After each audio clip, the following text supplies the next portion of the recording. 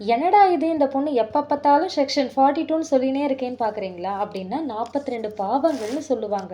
வள்ளலார் போதனைகளில் 42 பாவங்களை பற்றி ரொம்ப அழகாக தெளிவாக சொல்லியிருப்பார். இதில் மிகப்பெரிய பாவம் இயற்கைக்கு செய்கிற மிகப்பெரிய துரோகம், அதுவும் நீருக்கு செய்கிற மிகப்பெரிய பாவம். இயற்கை சட்டங்கள், தேர்தல் குற்றங்கள். உன் தாயின் கருவறையில் பிறந்தது நீ ஒரு நீரில்தானே? நீ இறந்த பின் உன் பிணச்சாம்பலை கரைப்பதும் அந்த கடல் நீரில்தானே? நீ உண்ணும் உணவுப் பொருட்களை உற்பத்தி செய்து தருவதோடு தானும் ஒரு உணவாக இருந்து வருவது அந்த நீர்தானே? நீர் ஒரு மிகப்பெரிய உணர்வாளன் என்பதை மறந்து அதை ஜடப்பொருள் என்று நினைத்து கொண்டது ஒரு சில மனித மிருகம்தானே?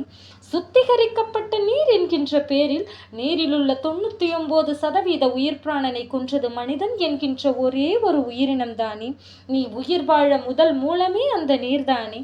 நீ நீரை வணங்க மறந்தாய், நீ நீரை நேசிக்க மறந்தாய், நீ நீருக்கு நன்றியும் மறந்தாய். நீ நீருக்கு நன்றி மறந்தாலோ, நீ நீரை உதாசீனப்படுத்தினாலோ அந்த நீரே உனக்கு தண்டனை கொடுக்கும் கர்ம வினையாக. அது வறட்சியாகவும் இருக்கலாம், இல்லை உன்னை வதைக்கும் சுனாமியாகவும் இருக்கலாம். இப்படிக்கு வருத்தத்துடன்